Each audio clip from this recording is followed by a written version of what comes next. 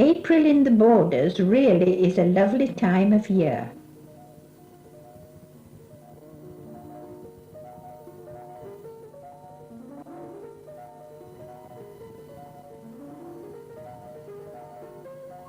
The formal gardens of Henderson Park overlook the River Tweed, the natural boundary between Scotland and England. The famous regiment of Coldstream Guards originated here, and this stone records how, in 1660, the regiment, led by General George Monk, forded the river at this point before marching south to restore Charles II to the English throne. Whilst not so frequently used as Gretna Green, Coldstream was also the scene of runaway marriages, most of which took place at the Scottish end of the bridge, built by an engineer named Smeaton in 1766. The river and surrounding countryside inspired some of Scotland's finest writers, Sir Walter Scott in particular, whose statue stands in the marketplace at Selkirk.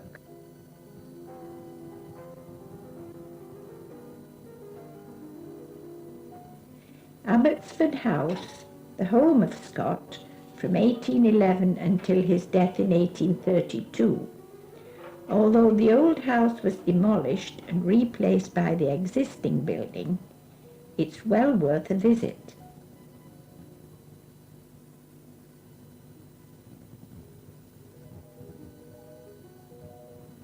The nearest town to Abbotsford is Melrose, and just outside the town, this vantage point, aptly named Scott's View, was one of the author's favourite haunts.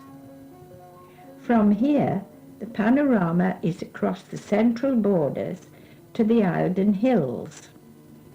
Scott was buried in this lovely countryside at Dryborough Abbey. The Cistercian Abbey at Melrose was founded in 1136, but over the centuries suffered repeatedly from English harassment, the end coming in 1545. The ruins boast some of the finest stonework in Scotland.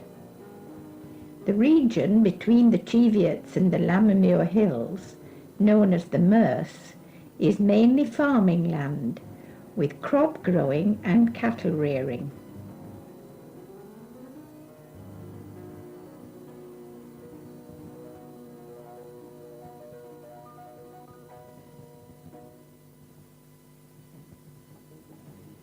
This 192-acre farm is run by the brothers James and Philip Dixon, with occasional help from Philip's wife Judith.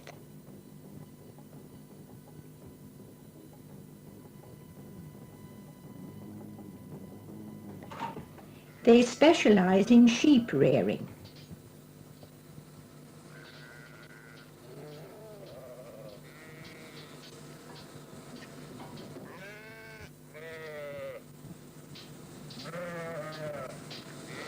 This seems to be a regular performance during feeding time.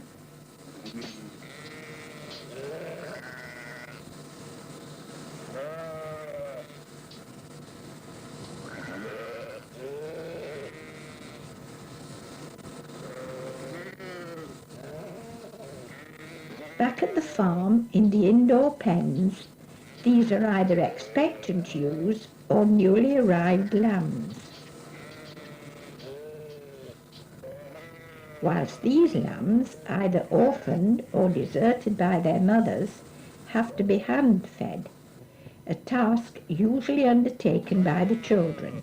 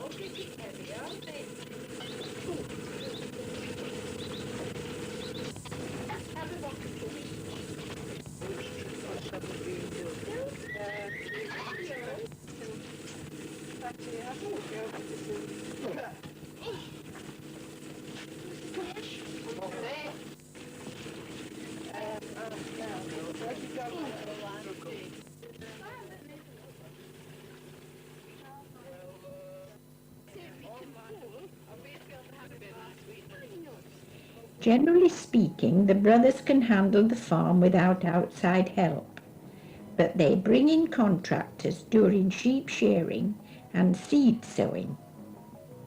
Purchasing a machine like this for the short time required would be economically unviable.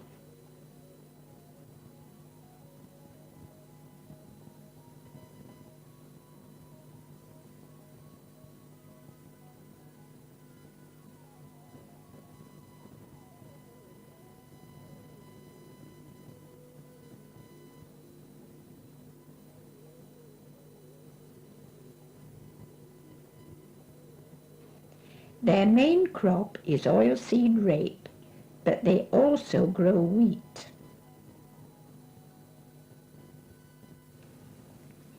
In past years, the grain might have been brought to Preston Mill, one of the oldest mechanically intact water-driven meal mills in Scotland.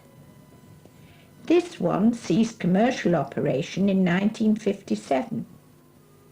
The mill buildings are very popular with artists.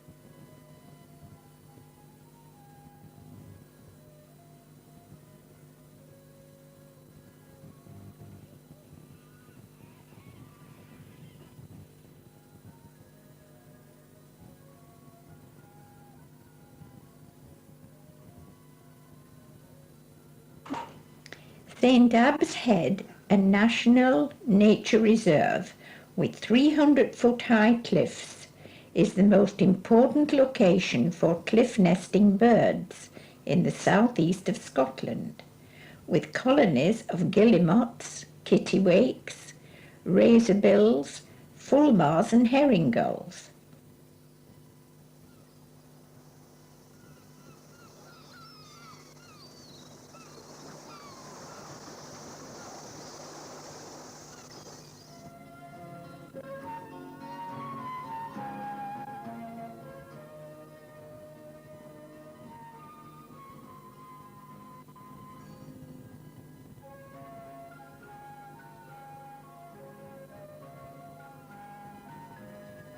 If we follow the course of the Tweed through Kelso, we eventually reach Tweedmouth on the English side of the river.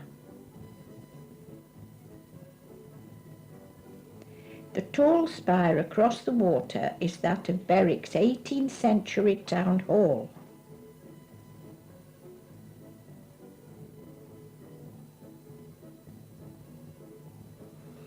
On the Scottish side of the river, and originally in Scotland, Berwick has been English for over 500 years, although it still retains a Scottish flavour.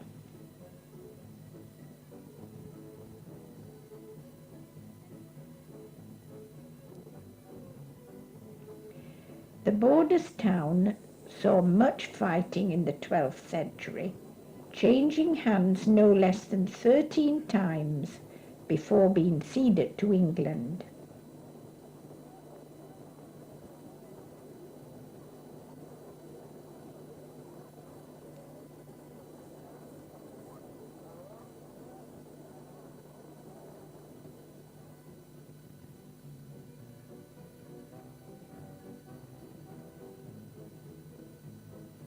Three fine bridges cross the river, the old and the new A1 road bridges, and the high level bridge carrying the main line from Edinburgh to London.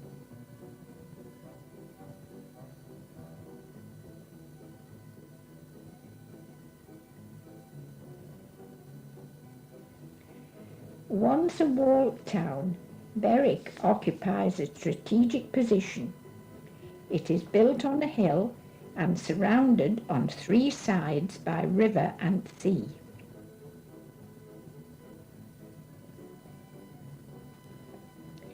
It's a very pleasant walk around the ramparts.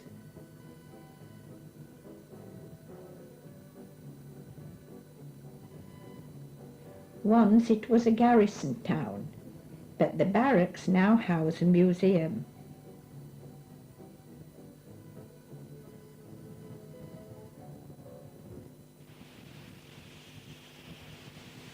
Although its location is outside the Borders region, we could not resist visiting this little railway.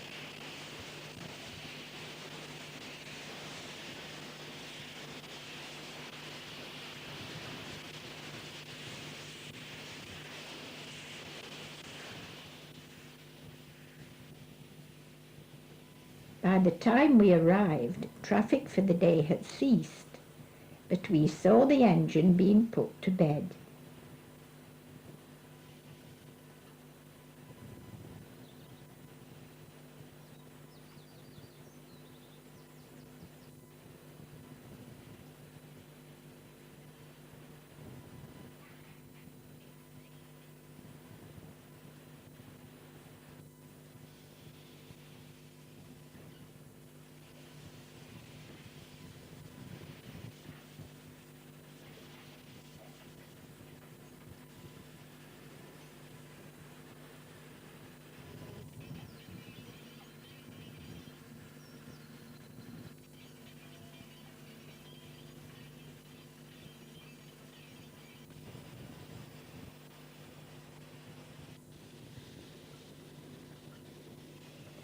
Situated just south of Tweedmouth, this 15-inch gauge railway runs 1 3/4 of a mile along the banks of the River Till, from Ford to Etal, where the castle is a new tourist attraction with a historic theme.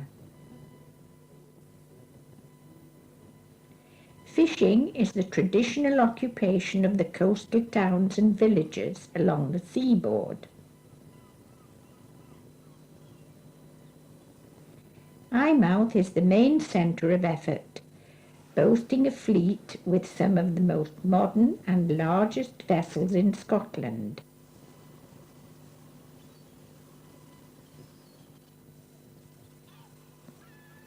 The port has all the facilities required by a modern fishing fleet.